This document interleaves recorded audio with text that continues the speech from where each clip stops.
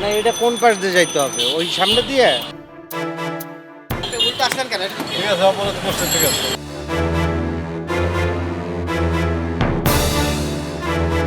শর্টকাটে একটু তো তাড়াতাড়ি যাচ্ছি, তো এর জন্য এই সাইডটা নিয়ে নিচ্ছি। নিয়ম না মানাই যেন এদেশে বড় নিয়ম। ঢাকার রাস্তায় নামলে আপনি তা হাড়ে হাড়ে টের পাবেন। আইন করেও ঠেকানো যাচ্ছে না রাস্তার বিশৃঙ্খলা। দেখলে মনে হবে এ যেন যেমন খুশি তেমন গাড়ি চালাও প্রতিযোগিতা। সিএনজি, বাইক, অটোরিকশা, বাস, ট্রাক, কেউ শুনে না কারো কথা। কোনটা উল্টো পথ, কোনটা সঠিক, এসবেরও তোয়াক্কা করেন না অধিকাংশ বাইক, সিএনজি ও অটোরিকশা চালকরা।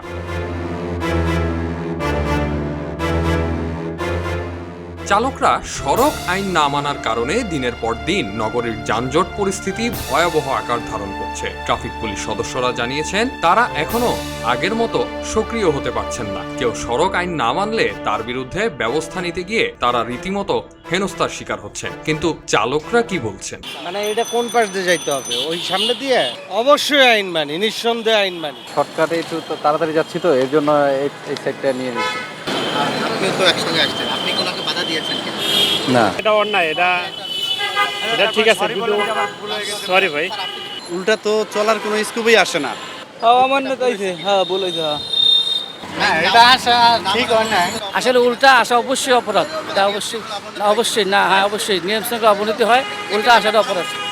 পরামর্শ কেউ যেন উল্টা না আসে, এটা আমি সবারই পরামর্শ দেবো, কেউ যেন উল্টা না আসে, যত প্রয়োজনীয় কাজ থাকুক। এইখানে ডিসিপ্লিনের অনেক অভাব।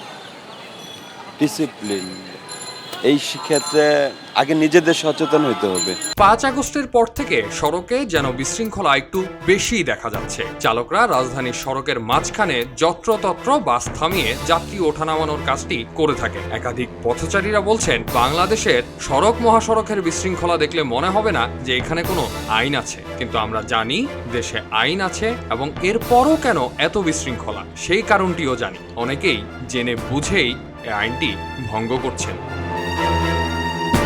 ট্রাফিক পুলিশের সদস্যরা বলছেন প্রভাবশালীরা নিয়ম ভাঙছেন, তাদের প্রতিহত করার চেষ্টা করেও লাভ হচ্ছে না। শহরে যারা আমরা অধিবাসী আছি তাদেরকেও একটু সচেতন হতে হবে।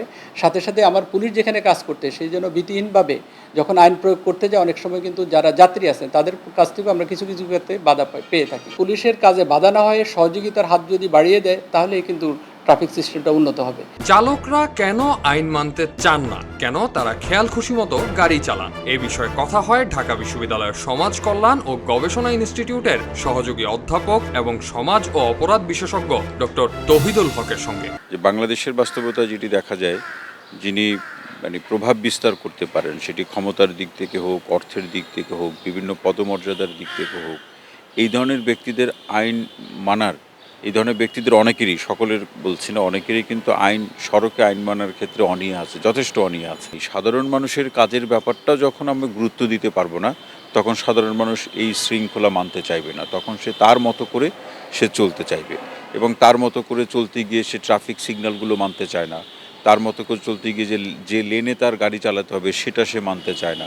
আমরা যখন ক্যান্টনমেন্টে যাই, সে যে শ্রেণী পেশার মানুষই সেখানে যাক না কেন, সকলের জন্য আইনটা সমানভাবে প্রযোজ্য, এবং সেখানে মানতে হবে।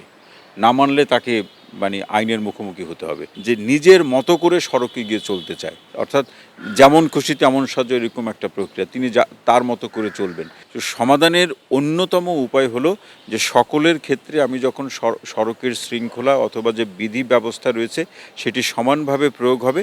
সময়ের সঙ্গে আইন যুগোপযোগী করতে হবে বলে মনে করছেন অপরাধ বিশেষজ্ঞরা। তারা বলছেন দেশের সড়কে আইন মানার প্রবণতা নেই, তাই সড়ক জুড়ে বিরাজ করছে চরম বিশৃঙ্খলা। ব্যক্তি সচেতনতাই পারে এই অবস্থার পরিবর্তন করতে।